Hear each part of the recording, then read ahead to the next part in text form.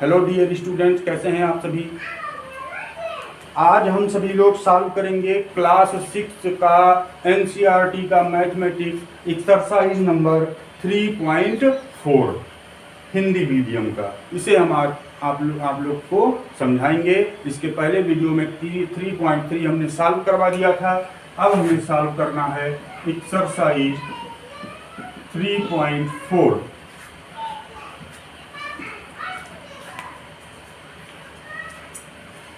तो आपका 3.4 का पहला जो क्वेश्चन है वो है निम्न के सार्व गुणनखंड ज्ञात कीजिए। तो सार्व गुणनखंड कह रहा है, सार्व गुणनखंड। तो दोस्तों ये सार्व गुणनखंड क्या होता है?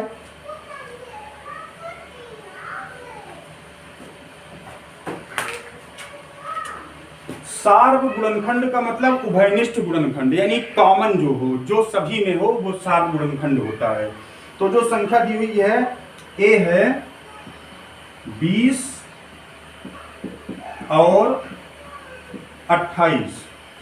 तो पहले 20 का गुणनखंड निकाल लीजिए आप। 2 से कट जाएगा, 2 ढाई 20, फिर 2 से कट जाएगा, 2 पंचे 10, फिर 5 से कट जाएगा, 5 एकम 5। तो जो 20 के गुणनखंड मिले वो हमको मिले। अब जो गुणनखंड इसके हमको बता रहे हैं 20 के गुणनखंड। तो गुणनखंड कौन कौन सा होगा? जितनी संख्याओं से ये कटा है वो सब गुणनखंड होगा। 1 से कटा है, 5 से कटा है, 2 से कट गया, 10 से कट गया, 20 से 20 तो कटेगा ही।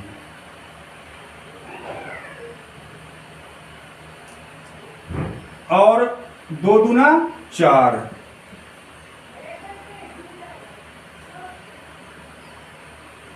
तो 1, 5, 2, 10, 20, 4 इतनी संख्याओं से ये कट जा रहा है।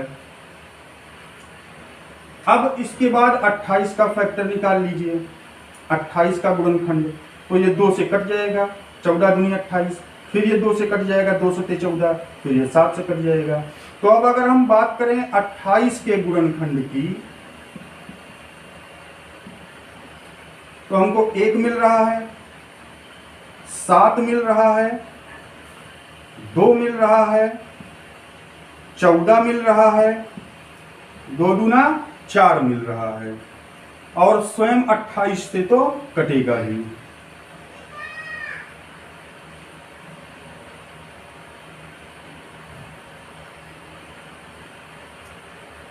ये आपके गुणनखंड हो गए। अब दोनों में देखिए कौन सा कॉमन है। 1, 2, 4 और तो कोई कॉमन नहीं है। तो सार्व गुणनखंड कौन कौन से मिले? 1, 2, 4। ये आपका आंसर हो गया। समझ में आया? कुछ अभी कमी होगी, नहीं कुछ समझ में आया होगा तो अभी अगले वाले क्वेश्चन में वो ठीक से समझ में आ जाएगा।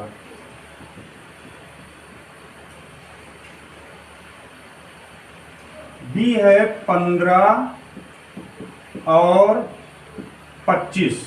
तो पहले 15 का गुणनखंड निकाल लीजिए। 2 से कटेगा नहीं, 3 से काटेंगे, 3 पचे 15। अब 5 अपने आप से कटेगा। अब इसके जो गुणनखंड मिले,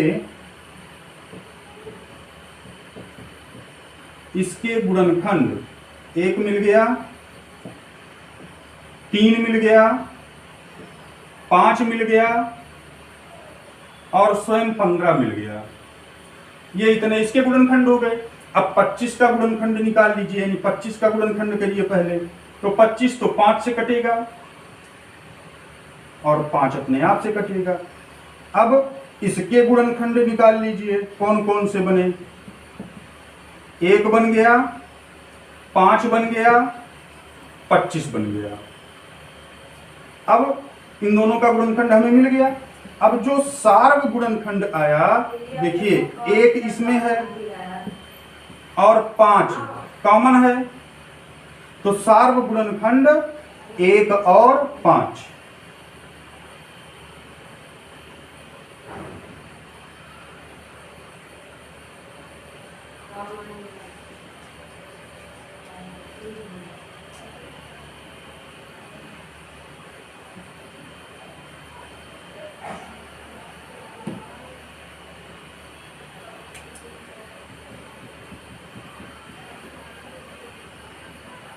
तीसरा है 35 और 50। तो पहले 35 का फैक्टर कर लीजिए, गुणनखंड कर लीजिए। तो ये 2 से भी नहीं कटेगा, 3 से भी नहीं कटेगा, 4 से भी नहीं कटेगा, ये कटेगा 5 से। तो 5 से काटिए, 5 सते 35, 5 से बन जा 37 और 7 बन जा 7। अब इसके जो गुणनखंड निकल करके आए वो 1 आ गया, 5 आ गया, 7 आ गया और स्वयं 35 अपने आप से कटेगा। इसके बाद 50 का फैक्टर कर लीजिए, तो ये 2 से कट जाएगा, 2 दूना 4, 1 कम है, यहां आ गया 10 हो गया, 2 पंचे 10। अब ये 5 से कटेगा, 5 पच्चे 25 और 5 एकम 5। अब इसके जो गुणनखंड मिले वो पहले 1 मिल गया, 2 मिल गया, 5 मिल गया और 5 पच्चे 25 मिल गया और 5 दूना 10 मिल गया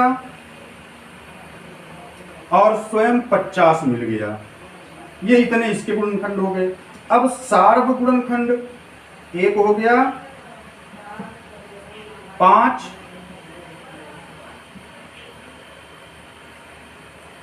1 और 5।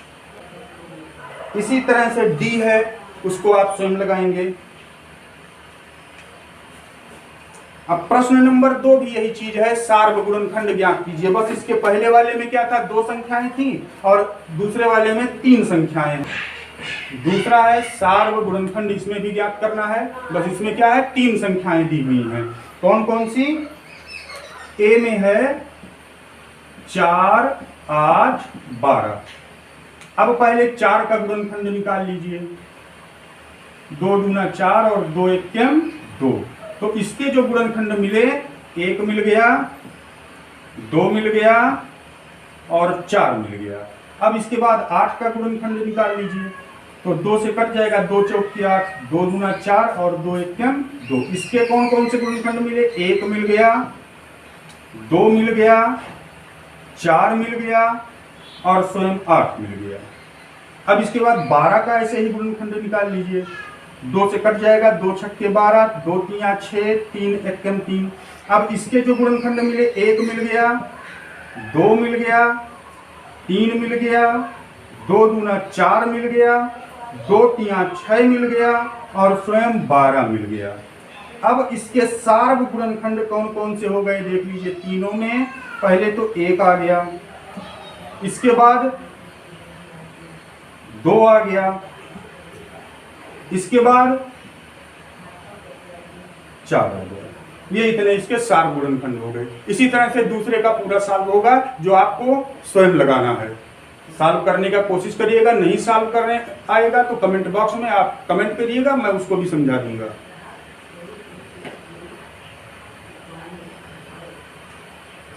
प्रश्न नंबर 3 है, निम्न के प्रथम 3 सार्व गुणज ज्ञात कीजिए। यानी इसके गुणज निकालना है, यानी क्रम से हमको उसके गुणज लिख करके और सार्व गुणज हमको निकालना है। क्वेश्चन नंबर 3 क्या है? प्रथम 3 सार्व गुणज।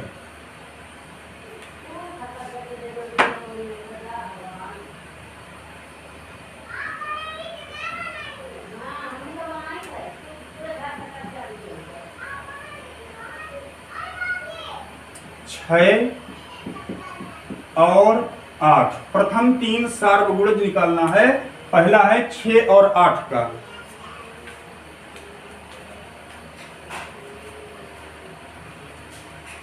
तो पहले 6 का निकाल लीजिए। तो 6 एकम 6, 6 दूनी 12, 6 त्रिक 18, 6 चौक 24, 6 पंचे 30, 6 छक्के 36। ये कुछ गुणज हो गए 6 के गुणज। अब इसके बाद 8 के कुछ गुणज निकाल लीजिए। 8 एकम 8, 8 दूनी 16, 8 त्रिक 24, 8 चौक 32, 8 पंचे 40, 8 छक 48। अब देखिए प्रथम 3 तो कौन कौन से मिल रहे हैं भाई? देखिए 6 है, इसमें नहीं है 12, इसमें नहीं है 18, इसमें नहीं है 24। 24 मिल गया प्रथम, 30 इसमें है नहीं है, 36 इसमें है नहीं है। अब आगे और बढ़िए, 6 सते 42, 6 अठे 48, 6 नमा 54, 6 लाइन 60, इसका भी बढ़ाइए 48, 8 सते 56, 8 अठाएं 64, 8 नमा 72, 8 दहाएं 80। अब आगे और मिलाइए, कहाँ तक 24 हो गया था, 30 देखे यहाँ इसमें नहीं है, 36 इसमें नहीं है, 42 इसमें नहीं है, 48 है, तो 48 हो गया। अब इसके बाद 54 यहाँ है नहीं है, 60 इसमें है नहीं है, यानी और आगे अभी गुणज को बढ़ाइए, 6 दहाएं 60, 6 का 11 में किया तो 66, 6 का 12 में किया 72, 6 का 13 में किया 78, 14 में किया 84। अब इसको भी ऐसे बढ़ाइए, 8 का 11 में किया तो 11 8 88, 12 8 96, 108, 12 नमा 108, 12 नहीं 12 8 96 हो गया। अब 13 8 104।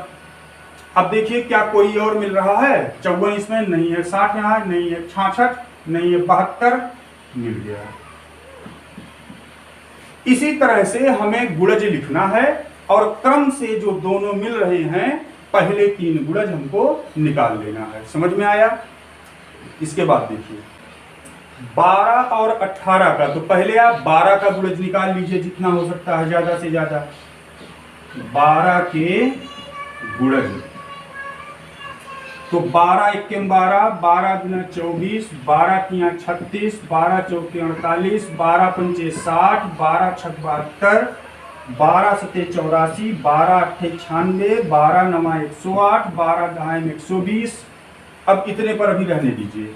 अब इसके बाद 18 का निकाल लीजिए, 18 के गुणज, तो 18 1 18, 18 दूनी 36, 18 तिया 54, 18 चौके 72, 18 पंचे 90, 18 छक्का 108, 18 सत्ते 126, 18 अठे 144, 18 नमा 162, 18 दाएं 180।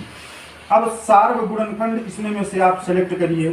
सार्व गुणज 12 यहाँ है, इसमें नहीं है, 24 नहीं है, 36 है, पहला मिल गया आपको 36, 48 इसमें नहीं है, 60 नहीं है, 72 ये मिल गया, 72 आपको दूसरा मिल गया। इसके बाद 84 नहीं है, 96 नहीं है, 108 मिल गया, 108। ये प्रथम 3 गुणज जिसके हो गए। इसी तरह से आपको इसके बाद वाला सॉल्व करना है। क्वेश्चन नंबर 4 है,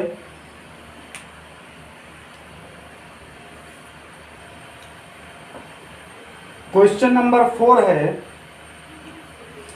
100 से छोटी ऐसी सभी संख्याएं लिखिए जो 3 और 4 के सार्व गुणज हैं। तो सबसे पहले 3 और 4 के 100 से छोटे सभी गुणज आप लिख लीजिए। तो 3 के गुणज,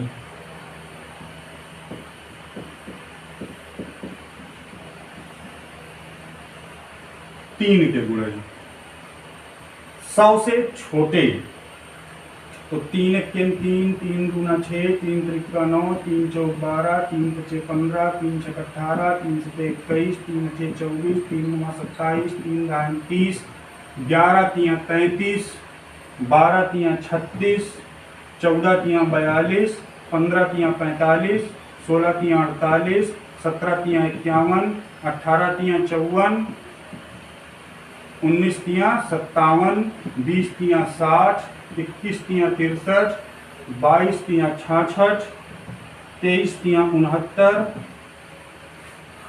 और ऐसे ही गुणा करते हुए हम आगे बढ़ेंगे।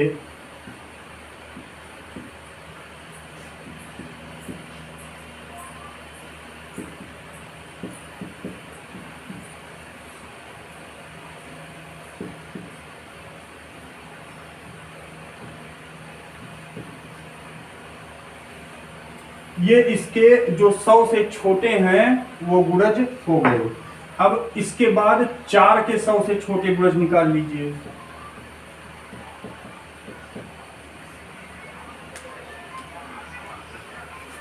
इसमें भी वैसे ही गुणा करते हुए आगे बढ़ते चले जाएंगे।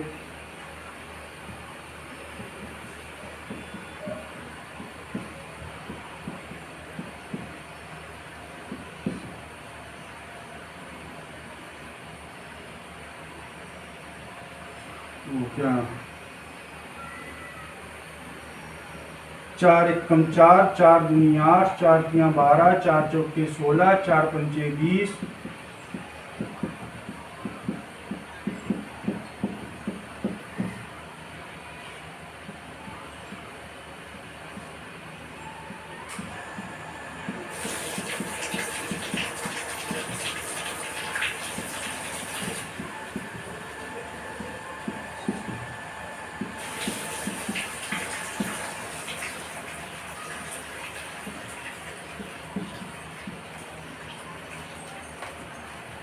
ये 3 के और 4 के 100 से छोटे गुणज हो गए।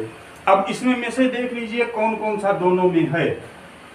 3 देखिए नहीं है, 6 नहीं है, 9 नहीं है, 12 मिल गया, 15 नहीं है, 18 नहीं है, 21 नहीं है, 24 ये मिल गया।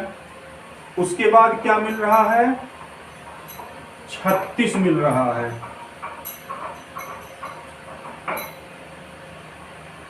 48 मिल रहा है, 60 मिल रहा है,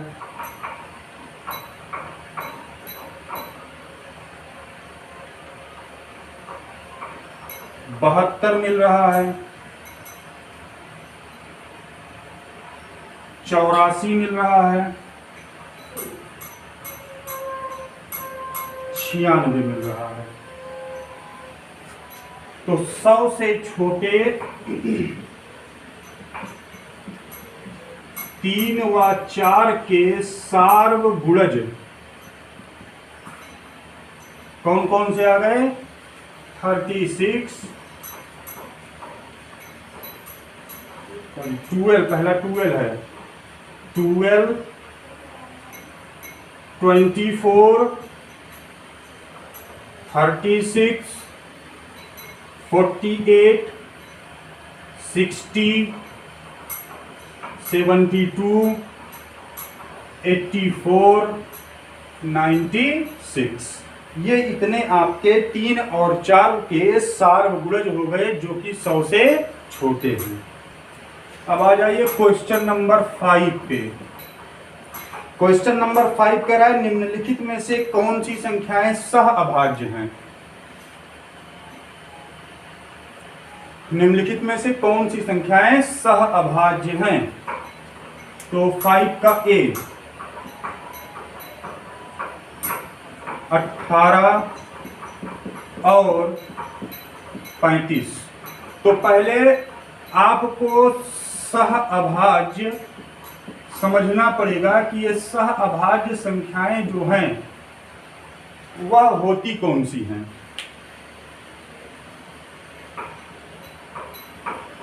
सहअभाज्य संख्याएं उसको कहते हैं कि संख्याओं का ऐसा समूह जिसके गुणनखंड एक को छोड़कर कोई और कॉमन ना हो, कोई और सर्वनिष्ठ ना हो, सार्व ना हो। यानी दोनों के गुणनखंड में केवल एक ही ऐसा हो जो दोनों के गुणनखंड में हो, बाकी और कोई भी संख्या सार्व ना हो। तो पहले 18 के गुणज निकाल लीजिए। 18 के गुणनखंड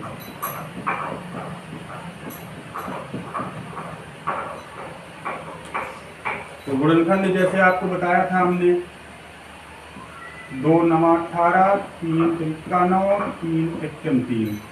तो कौन कौन सा है दोस्तों? 1 3 2 9 18 ये हो गए। अब इसके बाद 35 के गुणनखंड निकाल लीजिए।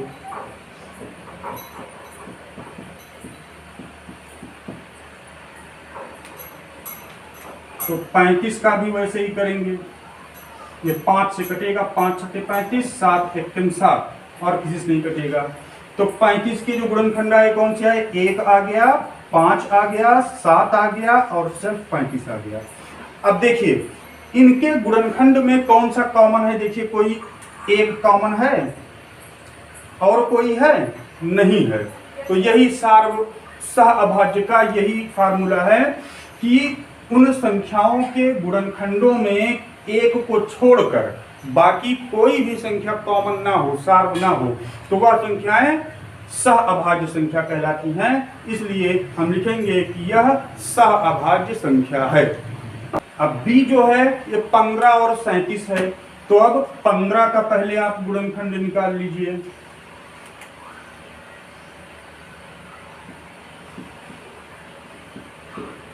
पंद्रह के गुणनखंड, फिर से वही मेथड, 2 से नहीं कटेगा, 3 से कटेगा। 3 बचे 15 और 5 एकम 5। तो कौन कौन सा मिला हमको? 1 मिल गया, 3 मिल गया, 5 मिल गया और 15 मिल गया।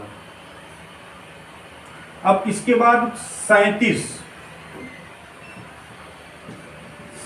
के गुणनखंड निकाल लीजिए। तो 37 एक अभाज्य संख्या है, इसलिए यह केवल अपने आप से ही कटेगी। अब देखिए, दोनों के गुणनखंड में देखिए सार्व जो है वो कौन सा, इसका गुणनखंड कौन कौन सा? 1 और 37 मिला।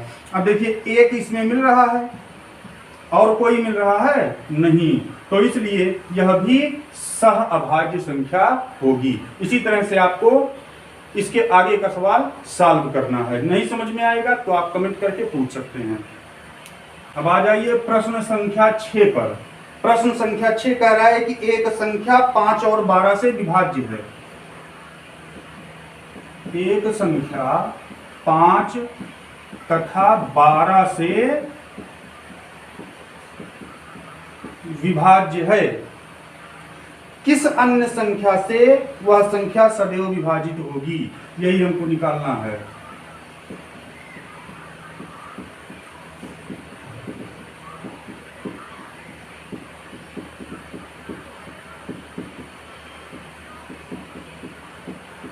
विभाजित होगी तो सीधा सीधा इसका सॉल्यूशन है कि 5 और 12 का गुणा कर दीजिए तो 60। अब ये 5 से भी कटेगा और 12 से भी कटेगा। अब ऐसे अगर पूछ लिया जाए कि कोई एक संख्या है जो 2 और 3 से विभाज्य है, 2 से और 3 से विभाज्य है, तो कौन सी ऐसी संख्या होगी कि जो हमेशा उससे विभाजित हो जाए? तो 2 और 3 का गुणा कर देंगे तो 2 तिया 6। क्वेश्चन समझ में आ गया। अब आते हैं क्वेश्चन नंबर 7 पे। क्या कह रहा है? एक संख्या 12 से विभाज्य है और कौन कौन सी संख्याएं हैं जिनसे यह संख्या विभाज्य है? यानी कि 12 जो है एक संख्या 12 से विभाज्य है। तो जो संख्या 12 से विभाज्य है वो और किस किस से कटेगी ये हमको पता करना है। तो 12 के जितने गुणनखंड होंगे उन सबसे वह संख्या कटेगी। तो 12 के गुणनखंड निकाल लीजिए। 12 के गुणनखंड ऐसे गुणनखंड कर लीजिए। तो 12 के जो गुणनखंड मिले, 1 मिल गया, 2 मिल गया, 3 मिल गया, 2 दूना 4 मिल गया, 6 दूनी 12 मिल गया और 12 मिल गया। यानी कि ये इतनी संख्याएं ऐसी हैं जिनसे वह 12 से विभाज्य वाली संख्या विभाज्य हो जाएगी। तो दोस्तों, अगर आपको ये टॉपिक समझ में आया हो तो चैनल को सब्सक्राइब करें और बेल आइकन दबाएं, जिससे आने वाली नेक्स्ट वीडियो आप तक जल्दी से जल्दी पहुंच सके।